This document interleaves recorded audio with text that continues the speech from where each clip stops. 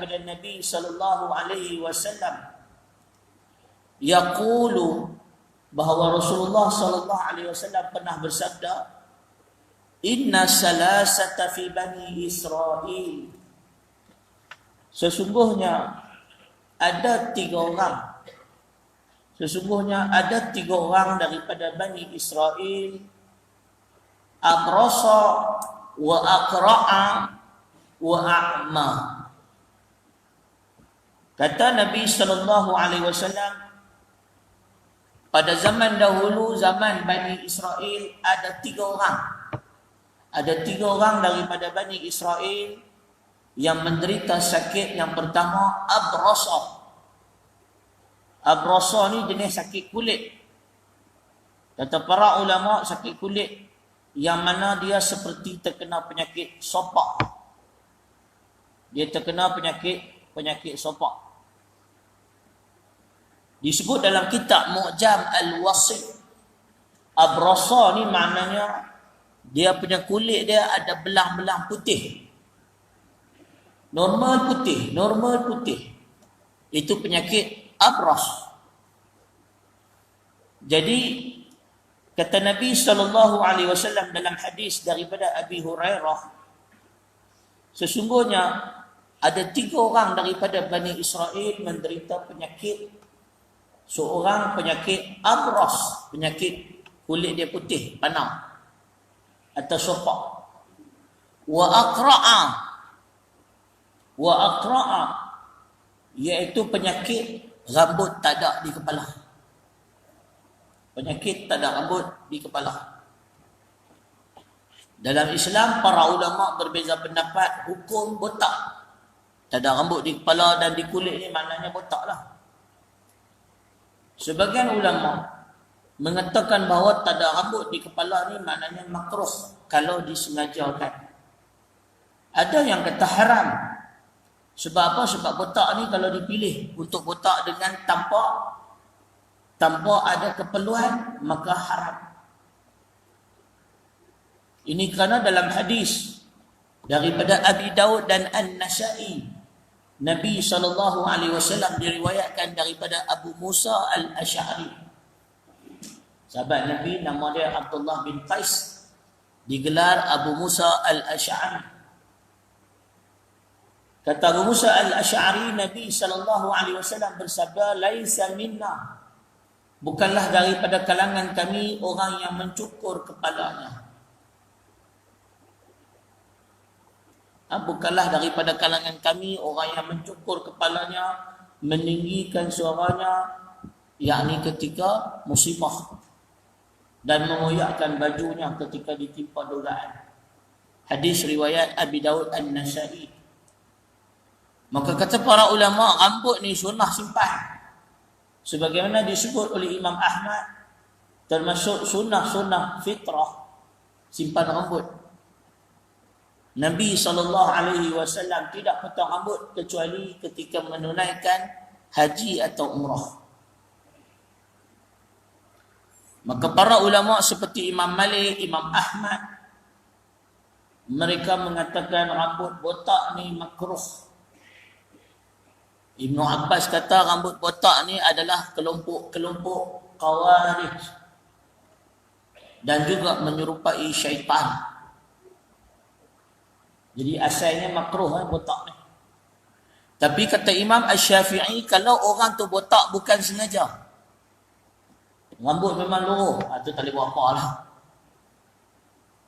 Rambut memang luruh, maknanya bukan dia sengaja. La yukallifullahu nafsan illa wus'aha. Allah tidak membebani seseorang dengan kadar kemampuannya. Kalau rambut dulu luruh, tak payahlah nak pergi beli ubat bagi rambut lebat. Sebab apa? Sebab takut makruh. Itu tak apa, dia tak berdosa. Kerana kata Imam Abu Hanifah, Sayyidina Umar bin Khattab juga seorang yang botak rambut dia. Sahabat Nabi, Sayyidina Umar, rambut dia botak. Tapi itu botak semula jadi. Tuan-tuan dan puan yang dikasihi sekalian, balik pada hadis yang kita bacakan tadi. Pada zaman Nabi Muhammad sallallahu alaihi wasallam baginda pernah cerita kepada para sahabat ada 3 orang di zaman Bani Israel yang diuji oleh Allah. Diuji dengan penyakit oleh Allah Subhanahu wa taala. Yang pertama abrasa. Dia kulit, penyakit kulit. Wa aqra'a. Yang kedua dia kena penyakit tak ada rambut, botak. Dan yang ketiga wa a'ma, orang yang buta matanya. Tak nampak, buta. Fa aradallah an yabtaliyahum, maka Allah ingin menguji 3 orang hamba dia ini. Fa ba'asa ilaihim malakan, Allah mengutuskan kepada 3 orang ini malaikat. Dan malaikat ini menyamar sebagai manusia. Maka datang malaikat yang pertama kata kepada orang yang kena penyakit kulit. Dia kata, ayu syai'in ahabbu ilaika. Ayu syai'in ahabbu ilaika. Malaikat yang pertama pun pergi kepada orang yang pertama. Lalu dia tanya kepada orang yang terkena penyakit kulit, penyakit sopak, apakah yang paling kamu suka dalam hidup ni?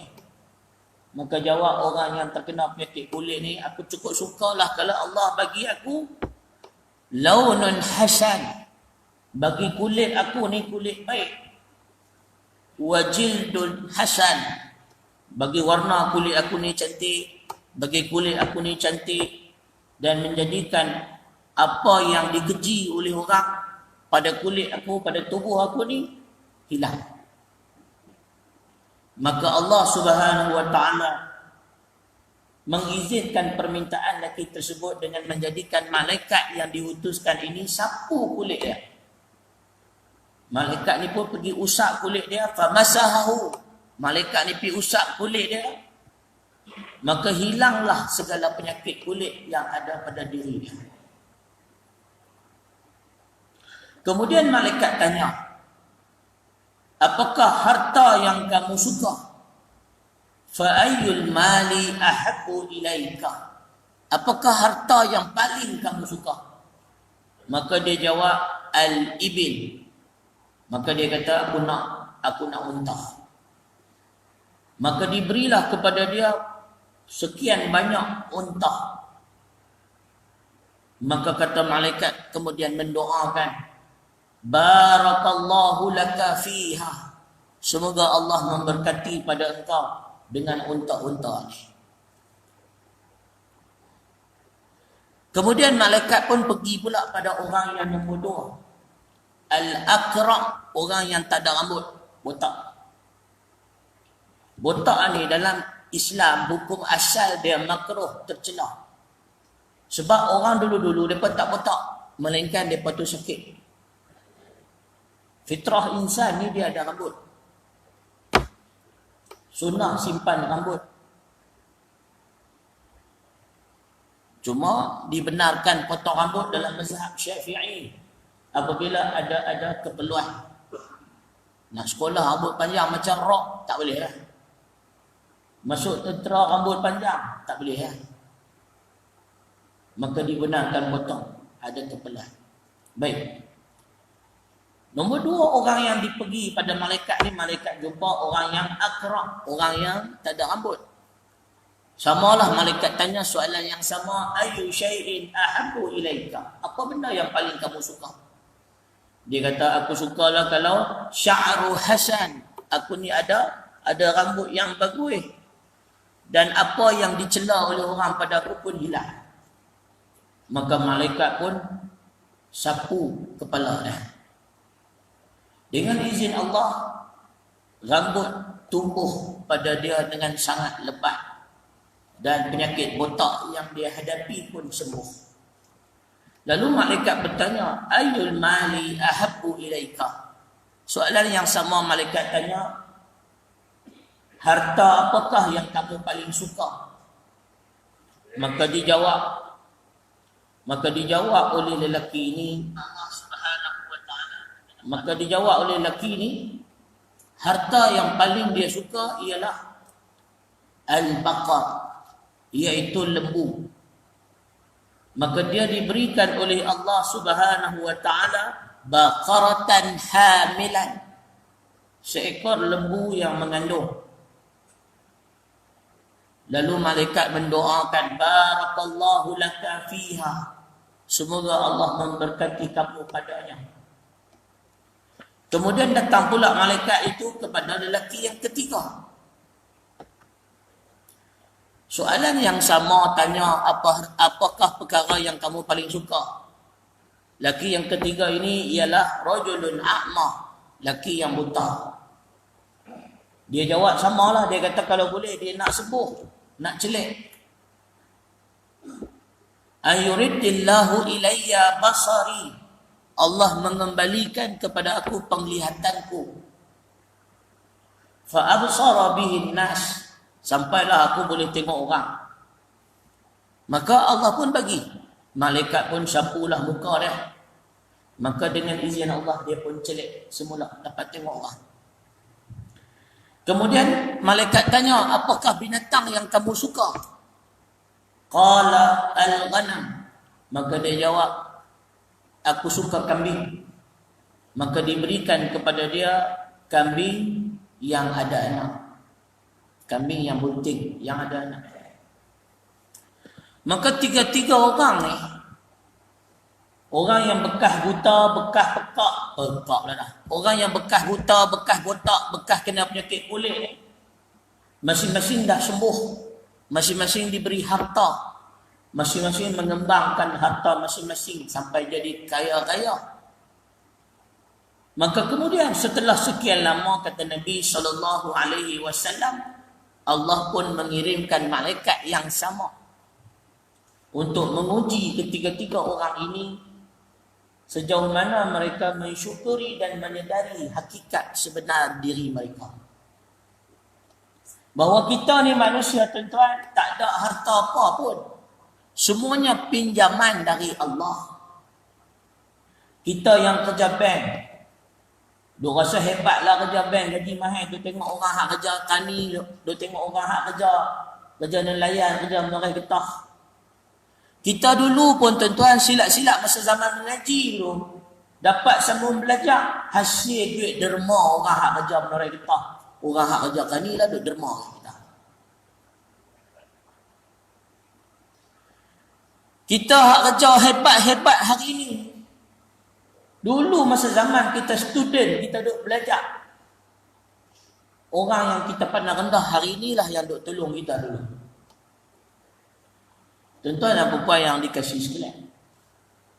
Summa innahu atal abrasa fi suratihi wa hayatihi. Kata Nabi SAW, maka kemudian Allah utuskan malaikat pergi jumpa orang yang kena penyakit kulit tadi, dalam keadaan dia menyamak sebagai rupa parah orang yang kena penyakit kulit, dalam keadaan yang asal-asal orang penyakit kulit itu pernah menderita. Malaikat menyamak. Dia menyamak, dia sakit. Dia menyamak, dia kena penyakit kulit. Keadaan dia sama macam keadaan orang yang bekas kena penyakit kulit dulu. Maka bila dia pergi kepada orang yang pernah terkena penyakit kulit yang sudah kaya raya, tokek unta, lalu dia kata, rajulun miskin, aku ni lelaki yang miskin, tidak ada jalan untuk mendapatkan rezeki, aku sedang dalam musafir, maka aku memerlukan pertolongan daripada kamu, kerana Allah telah memberikan kamu kulit yang cantik, rupa yang kacak, yang mana satu ketika dahulu kamu ni sama macam aku. Apa jawab orang yang terkena penyakit kulit yang telah sembuh ni? Dia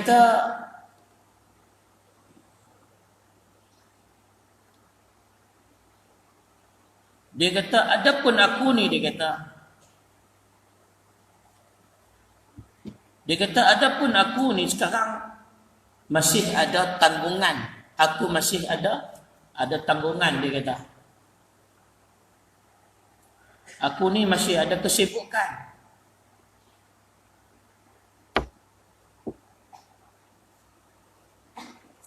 Al-huququ kathirah. Dalam hadis disebut al-huququ kathirah. Aku ni ada banyak hak-hak yang sedang aku kena tunai. Hutang banyak sangat, tak boleh bagi duit ke hang. Aku ada hutang, aku ada kewajipan-kewajipan lain. Huququl kathirah. Banyak lagi kewajipan lain. Maka kemudian orang yang terkena penyakit sopak atau malaikat yang menyamak kena penyakit kulit ni kata, kamu ni lupa ke? Dulu kamu pun kena penyakit yang sama macam aku. Lalu Allah telah memberikan kebaikan, kesembuhan kepada kamu dan bagi harta kepada kamu. Kenapa kamu kedekut sangat? Maka jawab lelaki yang terkena penyakit kulit dengan sombong.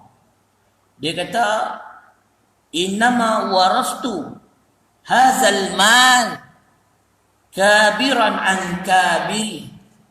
Sesungguhnya aku ni ada harta, bukan siapa-siapa bagi. Innama warastu, aku mewarisi harta ini, hazal mal kabiran an kabiri, daripada orang-orang dulu. Maknanya aku mewarisi harta ni daripada nenek moyang aku. Pandailah dia kelentong. Macam kita lah buat buka kedai, resepi turun-temurun. Padahal resepi tu tiru dari internet pun. Buka kedai, resepi sejak tahun 100 tahun. Resepi masakan nenek moyang kan. Padahal ambil jiran sebelah kan. Ni manusia kaki kelentong. Jadi dia kata, mana ada harta unta-unta ni aku dapat daripada nenek moyang aku. Maka kata malaikat tadi, sekiranya kamu berdusta, in kunta kaziban, sekiranya kamu berdusta, semoga Allah Subhanahu wa taala mengembalikan kamu kepada keadaan yang asal. Maka malaikat pun pergilah kepada orang yang kedua, iaitu rajulun aqra, orang yang kena penyakit rambut tak ada, botak. Benda yang sama jadilah, malaikat pun menyamak sebagai orang yang tak ada rambut. Malaikat pun menyamak sebagai orang susah, yang mana dia pun dalam perjalanan, dia miskin, perlu bantuan dan sebagainya. Maka jawab orang yang kedua, lelaki botak ni yang telah sembuh, dia kata, soalan dia jawab dengan jawapan yang sama dengan lelaki pertama. Huququn kathirah, aku ni ada banyak tanggungan. Ada banyak tanggungan nak kena settle. Sekarang baru buka sekolah, duit tak ada lagi nak bagi derma. Kan? Banyak belanja pakai, tak boleh nak tolong orang susah. Jadi dia pun bagi alasan demi alasan. Lalu malaikat kata, bukankah kamu satu ketika dahulu botak, tak ada rambut, orang duk kutuk kamu, lalu Allah datang sembuhkan kamu dengan malaikat? Maka lelaki yang kedua ni pun jawab jawapan yang sama. Mana ada, rambut aku ni memang dah lama tumbuh. Mana ada, lembu-lembu yang aku miliki ni semua datang dari nenek moyang aku. Lalu malaikat memberikan doa, sekiranya kamu berdusta, maka Allah akan mengembalikan kamu ila ma kunta, kepada keadaan kamu seperti sebelumnya. Maka malaikat kemudian pergilah kepada orang yang ketiga, orang yang buta. Adapun orang yang buta ini, malaikat pun menyamak sebagai orang buta. Malaikat datang sebagai orang yang miskin, yang berada dalam musafir yang terputus bekalan. Lalu kata malaikat dengan kata-kata yang sama kepada orang yang pertama dan yang kedua, meminta bantuan dan sebagainya. Maka kata orang yang buta ini, yang telah disembuhkan oleh Allah, faqala faqaza ma syi'ta, wahai orang yang buta, kamu ambillah apa harta aku yang kamu suka. Ambil. Wada' ma syi'ta, dan kamu tinggallah banyak mana yang kamu tak mau. Banyak mana kamu nak ambil. Banyak mana yang kamu tak mau ambil, kamu tinggal. Fa wallahi Kerana sesungguhnya demi Allah, aku ini dahulu adalah sama nasib macam kamu. Alhamdulillah. Hak buta ni dia sedar diri. Dia pernah buta dan disembuhkan oleh Allah. Dia sedar diri. Maka dia kata pada orang buta yang menyamak, yang main kat dia ni, malaikat yang menyamak datang pada dia, dia kata, kamu ni senasib dengan aku satu ketika dahulu. Oleh itu kamu nak ambil harta aku, mana-mana yang kamu suka dari kambing aku, ambillah. Mana yang kamu tak suka, kamu tinggal. Demi Allah, aku ni dulu macam kamu. Maka kata malaikat yang menyamak sebagai lelaki buta atas perintah Allah Subhanahu wa taala ini, faqala amsik ma laka. Peganglah harta kamu, simpanlah harta kamu. Fa innama ubtulitum. Kerana sesungguhnya kamu hanyalah sekadar diuji oleh Allah. Kerana sesungguhnya kamu ni diuji oleh Allah. Faqad radiyallahu anka. Dan Allah redha kepada kamu. Dan Allah murka kepada dua orang sahabat kamu. Orang yang terkena penyakit kulit dan orang yang terkena penyakit botak. Hadis ini diriwayatkan oleh Imam Muslim dan Al-Bukhari dengan sanad yang sahih, bahawa sesungguhnya Allah Subhanahu wa taala menguji manusia dahulu, kini dan selamanya untuk melihat siapakah di kalangan kita yang benar-benar sedar, yang benar-benar bersyukur kepada nikmat yang diberikan oleh Allah Subhanahu wa taala. Kata para ulama sebagaimana yang disebut oleh Imam Ibn Hajar Al-Asqalani dalam kitab Fathul Bari syarah kepada Sahih Al-Bukhari. Ketiga-tiga orang lelaki ini didatangi oleh malaikat yang menyamar sebagai manusia. Dan mereka diberikan kesembuhan dan diberikan harta. Maka demikianlah perumpamaan Allah Subhanahu wa taala telah memberikan kepada kita semua. Allah menghilangkan kita masalah. Allah menghilangkan dari kita masalah-masalah yang kita hadapi. Dan Allah memberikan kita rezeki. Allah memberikan kepada kita isteri, anak, keluarga dan sebagainya. Tetapi apabila kita memiliki rezeki yang telah diberikan oleh Allah, kita menjadi kufur. Sedangkan nikmat yang diberikan oleh Allah kepada kita untuk melihat nasib kita, adakah kita benar-benar beriman, yakin kepada janji Allah, atau kita menjadi sombong dan lupa daratan.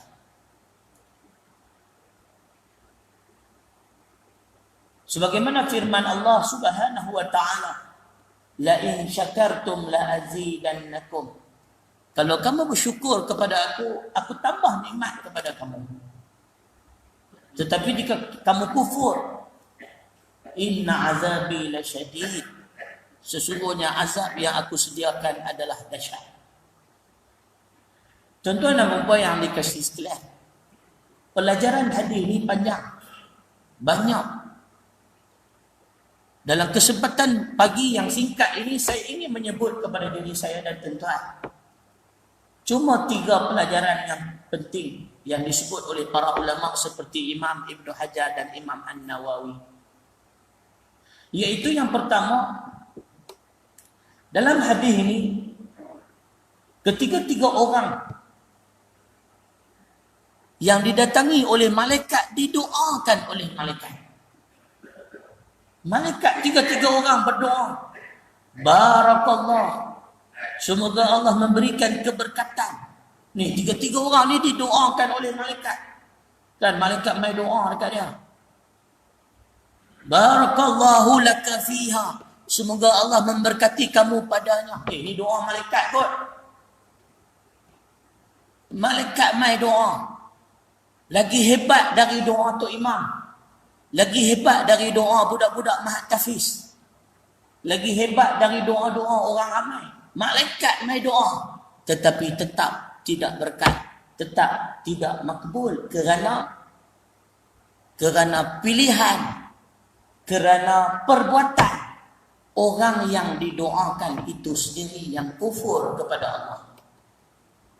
Maksudnya tuan-tuan, kalau kita ni kufur kepada Allah, kalau kita ni tak reti bersyukur kepada Allah dengan cara yang benar, buatlah kenduri, buatlah majlis tahlil, buatlah majlis apa pun, panggil budak mak tafiz baca Quran nak bagi kita berkat. Tak berkat juga tuan-tuan. Malaikat doa keberkatan pun tak mujarab. Kenapa tak mujarab? Sebab perbuatan orang yang didoakan itu kufur. Kufur kepada Allah. Tidak bersyukur dengan rezeki Allah. Orang kita bila dah kaya raya, dia nak bagi harta dia berkat, dia buat majlis tahlil. Panggillah budak mak tafiz angkut naik bah. Angkutlah budak-budak mak tafiz naik bah. Bawa mai rumah dia baca yasin, baca doa. Panggil ustaz-ustaz mai baca jampi. Nak bagi berkat. Buat kenduri kat masjid, buat tahlil. Nak bagi berkat. Kok mana nak berkat? Malaikat pun doa, barakallahu laka fiha, pun tak mujarab. Dalam hadis ni malaikat doa dekat orang pekak. Orang pekak lagi. Sebab saya ada anak pekak tu duduk teringat lah. Malaikat doa dekat orang botak dengan orang penyakit kulit pun tak jadi. Sebab apa tak jadi tuan-tuan? Sebab kerana mereka kufur kepada nikmat Allah Subhanahu wa taala. Pelajaran yang kedua dalam hadis ni, sebagaimana orang buta yang bersyukur kepada Allah Subhanahu wa taala, dia sedar diri. Dulu pun aku miskin, dulu pun aku buta, tetapi Allah menyelamatkan aku daripada keadaan aku. Inilah ucapan